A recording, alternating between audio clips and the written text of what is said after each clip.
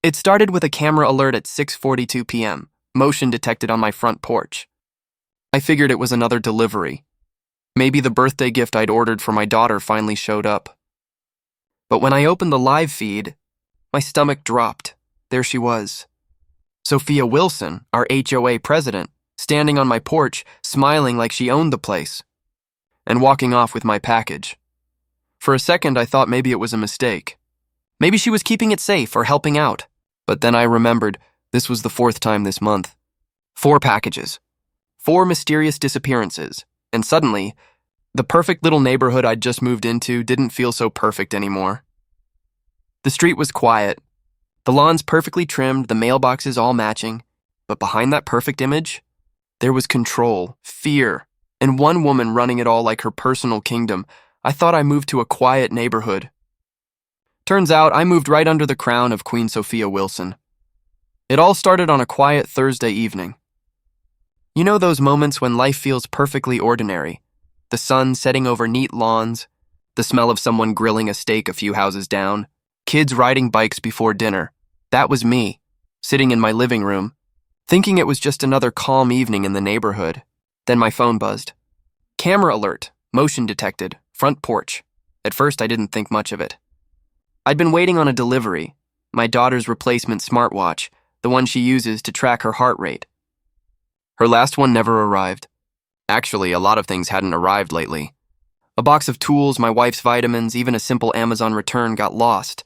But when I opened that camera feed, I froze. There she was.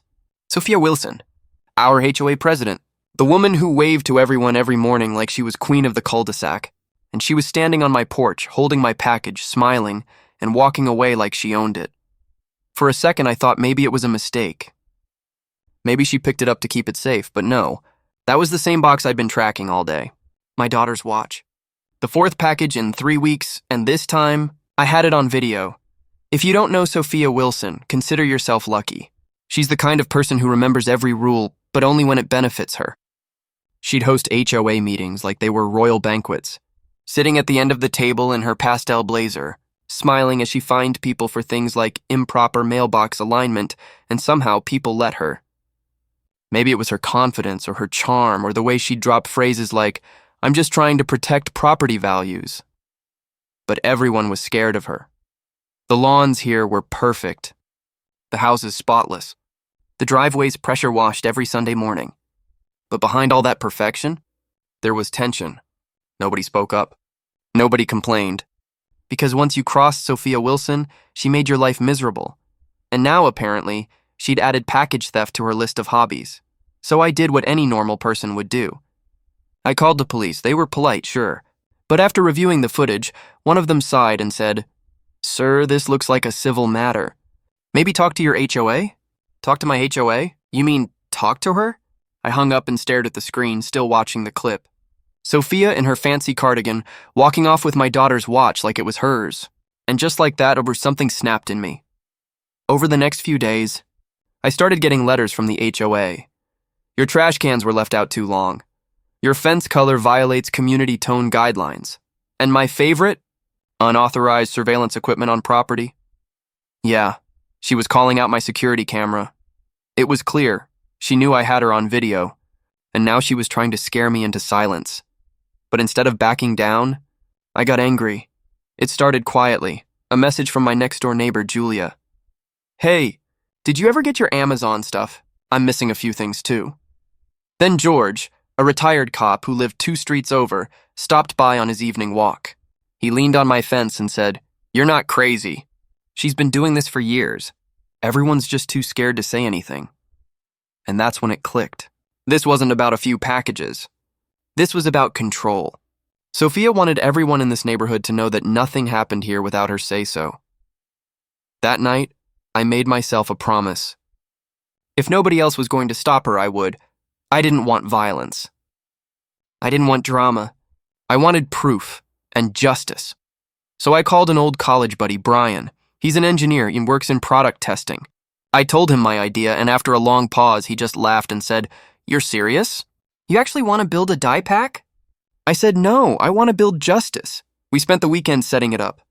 A small box, same size as a normal delivery, rigged with a harmless dye release pack, the kind banks use for training. It had burst open with bright red ink the moment it was moved or opened. I placed it on the porch Monday morning. Brightly taped, labeled, and in plain view. Then, I waited. It didn't take long. At exactly 10:18 a.m., my phone buzzed. Motion alert. I opened the feed and there she was again. Sophia Wilson, walking up in her spotless white sweater, pretending to inspect my mailbox. Then she spotted the box, looked around, and picked it up. 3 seconds later, pfft, a bright red cloud exploded all over her. Her face, her clothes, her perfect manicure, all covered in crimson dye. She screamed, dropped the box, and ran across the lawn, but not before the camera caught every second of it. I swear I almost felt bad for her. Almost neighbors came out. Some pretended not to see, but others couldn't hide their laughter. Within an hour, screenshots from my camera were circulating on the neighborhood Facebook group. By lunchtime, everyone knew. Sophia tried to fight back, of course. She claimed the footage was fake, that it was harassment, that I had planted illegal devices. But George, the ex-cop, stepped in. He gathered witnesses, statements, and reminded everyone how many complaints had mysteriously disappeared under her leadership. By the end of the week, the HOA board had called an emergency meeting. I didn't even have to attend. The video spoke louder than anything I could have said. When it was over, the board voted to remove Sophia Wilson as HOA president. A full audit revealed thousands in miscellaneous HOA expenses that no one could explain. And the final nail in her little kingdom's coffin? Police reopened old complaints, the same ones she'd dismissed. For the first time in years, the neighborhood felt lighter. A few days later, I got a knock on my door. It was Sophia. Her hair still faintly stained pink, her eyes tired. She handed me a small envelope. Inside was a note that read, "I'm sorry. I don't know why I did it. I lost control of something I thought I could manage." I stood there for a second, unsure what to say. Then I just nodded and said, "We all make mistakes, but this neighborhood deserves better." She left quietly. I never saw her again. Peace restored now. When I walk through the neighborhood, it actually feels like home. People wave again. George cracks jokes about dye packs and justice, and for the first time, nobody's afraid to speak up.